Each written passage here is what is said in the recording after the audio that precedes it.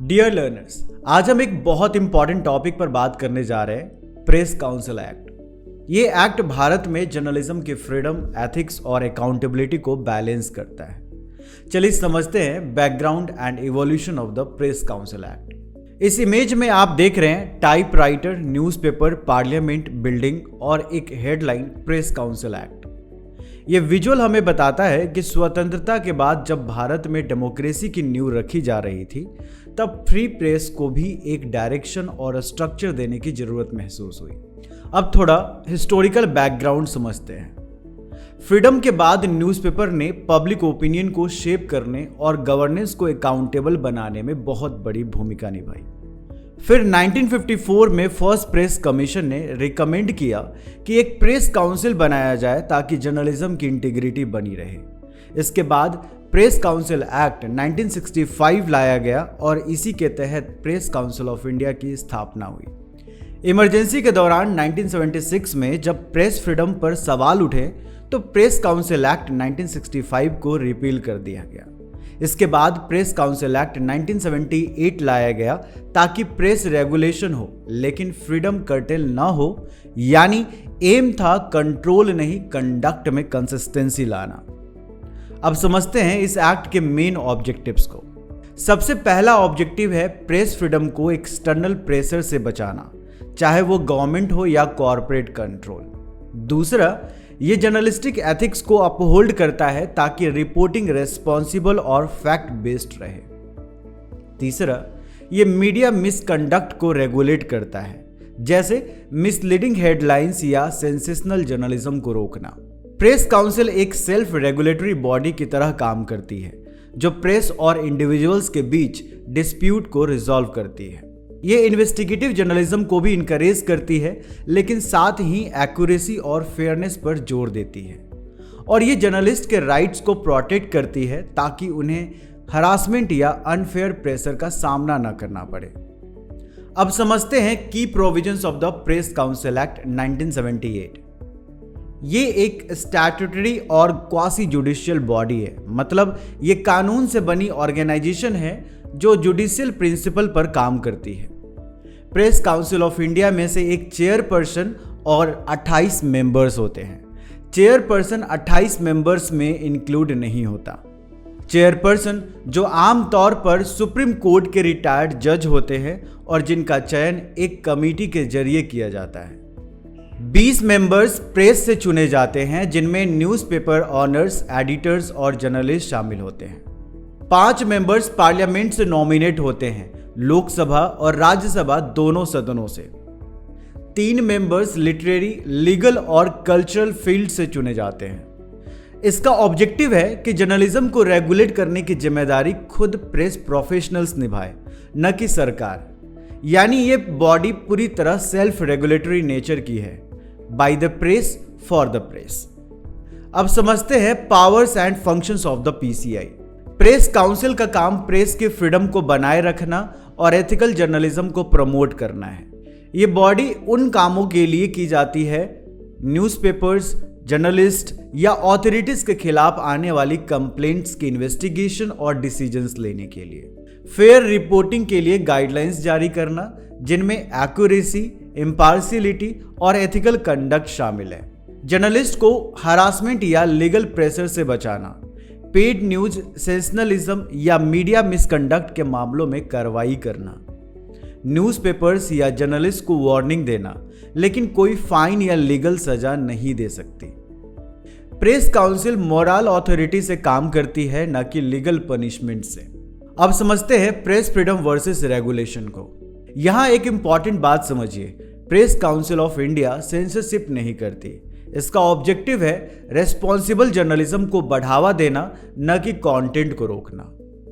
कई बार जब सरकार या कोई अथॉरिटी प्रेस की फ्रीडम में दखल देती है तो पीसीआई ने उनके खिलाफ स्टैंड लिया है और उन्हें चेतावनी दी है कि प्रेस कंटेंट को कंट्रोल करने की कोशिश न करें।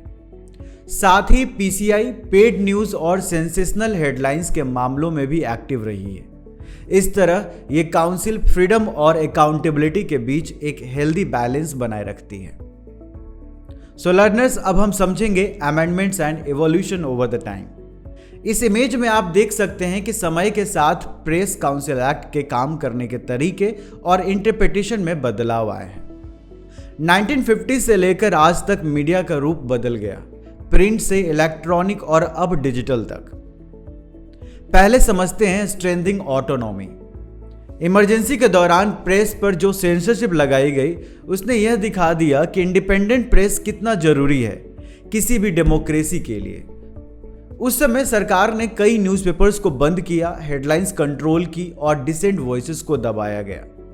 इसी अनुभव के बाद 1978 में प्रेस काउंसिल एक्ट को नए फॉर्म में लाया गया। इस एक्ट का ऑब्जेक्टिव था ये इंश्योर करना कि press council of India independently काम करे, बिना किसी सरकारी दबाव या कंट्रोल के। यानी अब पीसीआई एक ऐसी ऑटोनॉमस बॉडी बन गई जो खुद प्रेस के फ्रीडम को प्रोटेक्ट करती है, ना कि गवर्नमेंट के इच्छा पर चलती है। अब आते हैं एक मॉडर्न इशू पर, पेड न्यूज और मिस इन्फॉर्मेशन। 2010 में पेड न्यूज से जुड़े कई मामले सामने आए, जिससे ये पता चला कि कुछ मीडिया हाउसेस पैसे लेकर पॉलिटिकल या कॉरपोरेट ग्रुप के पक्ष में खबरें छाप रहे थे। प्रेस काउंसिल ऑफ इंडिया ने इसे बहुत गलत बताया और साफ कहा कि पेड न्यूज जर्नलिज्म की क्रेडिबिलिटी को नुकसान पहुंचाती है। पीसीआई ने गाइडलाइंस और सजेशन दी कि जर्नलिज्म को बिजनेस और पैसे के दबाव से दूर रखा जाना चाहिए। अब जर्नलिज्म का लैंडस्केप पूरी तरह से बदल चुका है।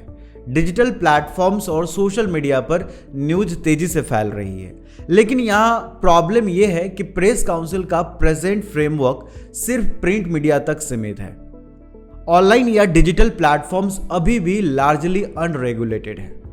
इसलिए पॉलिसी लेवल पर यह सुझाव दिए गए कि पीसीआई की जुरिडिक्शन को डिजिटल मीडिया तक एक्सटेंड किया जाए। इससे फेक न्यूज और मिस इन्फॉर्मेशन को ट्रैक किया जा सके और डिजिटल जर्नलिज्म में भी एथिकल स्टैंडर्ड्स अप्लाई हो सके। अब समझते हैं कुछ famous cases handled by the press council. Image में आप देख सकते हैं प्रेस काउंसिल की बैठक, जज का सिंबल और हेडलाइन जिनमें एथिक्स और प्रेस केसेस लिखा हुआ है। ये इमेज सिंबॉलिकली दिखाती है कि पीसीआई ने कई इंपॉर्टेंट केसेस हैंडल किए जहां प्रेस फ्रीडम, ट्रूथफुलनेस और एथिक्स का सवाल था। इनमें paid news cases, political pressure के खिलाफ स्टैंड और फेक रिपोर्टिंग पर वार्निंग शामिल है। प्रेस काउंसिल ऑफ इंडिया ने कई ऐसे अहम मामले देखे जो भारतीय मीडिया इतिहास में टर्निंग पॉइंट साबित हुए। पहला case Gujarat riot coverage. Gujarat दंगों के सामने कई अखबारों पर बायस्ड रिपोर्टिंग और कम्युनल हेट स्पीच के आरोप लगे। प्रेस काउंसिल ने इन शिकायतों की जांच की और साफ कहा कि पत्रकारिता में जिम्मेदारी और बायसनेस सबसे जरूरी है, खासकर तब जब विषय कम्युनल या सामाजिक रूप से संवेदनशील हो। दूसरा केस पेड न्यूज एक्सपोज। 2010 में सामने आया पेड न्यूज इशू ने दिखाया कि पैसे लेकर खबरें छापना जर्नलिज्म की आत्मा के खिलाफ है। प्रेस काउंसिल ऑफ इंडिया ने ऐसी अनएथिकल प्रैक्टिसेस की कड़ी निंदा की और डेडलाइन फाइंडिंग्स व रिकमेंडेशंस जारी की। यह स्पष्ट करते हुए कहा कि पेड न्यूज जर्नलिज्म की आत्मा के खिलाफ है और इसे कमर्शियल इंटरेस्ट से अलग रखा जाना चाहिए। तीसरा केस है अटैक्स ऑन जर्नलिस्ट। इन सालों में कई पत्रकारों पर हमले हुए, खासकर वे जो इन्वेस्टिगेटिव या इंडिपेंडेंट रिपोर्टिंग कर रहे थे।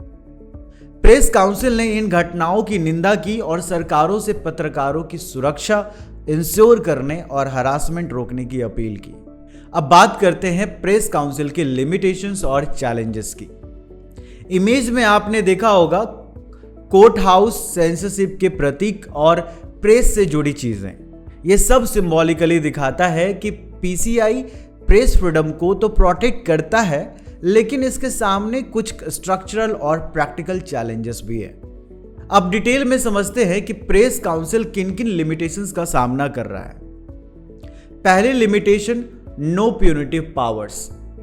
पीसीआई किसी जर्नलिस्ट या न्यूज़पेपर्स को केवल वार्निंग दे सकता है, लेकिन फाइन या लीगल पनिशमेंट नहीं दे सकता।